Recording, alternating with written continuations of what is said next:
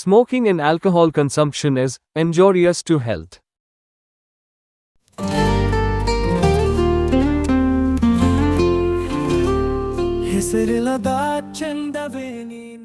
ಆರವ್ ಪಾರ್ಕ್ನಲ್ಲಿ ಗಿಟಾರ್ ವಾದಿಸುತ್ತಿದ್ದ ಅವನ ನಾದಗಳು ಮೋಹಕವಾಗಿ ಹರಿದು ಪಕ್ಕದಲ್ಲಿ ಕುಳಿತಿದ್ದ ಮೀರಾಳ ಹೃದಯವನ್ನು ತಲುಪುತ್ತವೆ. ಕಿವಿಗಳ ಮೂಲಕ ಲೋಕವನ್ನು ಅರ್ಥೈಸುವ ಮೀರಾ ಆರವ್ನ ಸಂಗೀತಕ್ಕೆ ಆಕರ್ಷಿತಳಾಗುತ್ತಾಳೆ. ಅವರು ದಿನಕ್ಕೊಂದು ಮಾತು, ಹಾಡಿನ ಸಾಲುಗಳಿಂದ ಹತ್ತಿರವಾಗುತ್ತಾ ಹೋಗುತ್ತಾರೆ.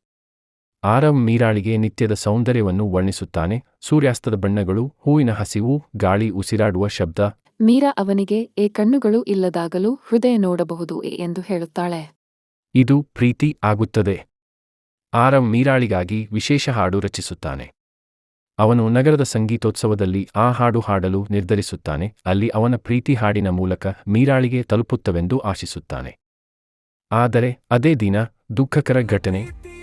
ಆರವ್ ಮೀರಾಳಿಗಾಗಿ ಒಂದು ಹೂವು ತರುವ ಪ್ರಯತ್ನದಲ್ಲಿ ರಸ್ತೆ ಅಪಘಾತಕ್ಕೆ ಗುರಿಯಾಗುತ್ತಾನೆ. ಅವನು ಮರಳುವುದಿಲ್ಲ. ಮೀರಾ ಉತ್ಸವದಲ್ಲಿ ಕಾತರದಿಂದ ಕಾಯುತ್ತಿರುತ್ತಾಳೆ. ಆರವ್ ಬರೋದಿಲ್ಲ. ಆದರೆ ಅವನ ಸ್ನೇಹಿತರು ಆರವ್ ಕೊನೆಯ ಹಾಡನ್ನು ವೇದಿಕೆಯಲ್ಲಿ ವಾದಿಸುತ್ತಾರೆ. ಮೀರಾ ಕಣ್ಣೀರಿನಿಂದ ಕೇಳುತ್ತಾಳೆ. ಎದ್ದು ನಿಂತು ಸಂಗೀತಕ್ಕೆ ಸಾಯಿಸಿಕೊಳ್ಳುತ್ತಾಳೆ. ಅವಳಿಗೆ ಅರಿವಾಗುತ್ತದೆ, ಆರವ್ ಅವಳೊಂದಿಗೆ ಶಬ್ದವಾಗಿ ಉಳಿದಿದ್ದಾನ. ಮೀರಾ ಪಾರ್ಕ್ನಲ್ಲಿ ಆರವ್ನ ಗಿಟಾರ್ಗೆ ಸಾವಧಾನವಾಗಿ ಸ್ಪರ್ಶಿಸುತ್ತಾ ಆಕಾಶದ ಕಡೆ ಮುಖ ಮಾಡುತ್ತಾಳೆ. ಹತ್ತಿರವೇ ಕುಸಿಯುತ್ತಿರುವ ಸೂರ್ಯ, ದೂರವಾಗಿ ಕಾಡಿನ ಹಕ್ಕಿಗಳ ನಾದ. ನಾನು ನಿನ್ನ ನೋಡಲಾರೆ ಆರವ್, ಆದರೆ ನಿನ್ನ ನಾದ ನನ್ನೊಳಗೆ ಶಾಶ್ವತ.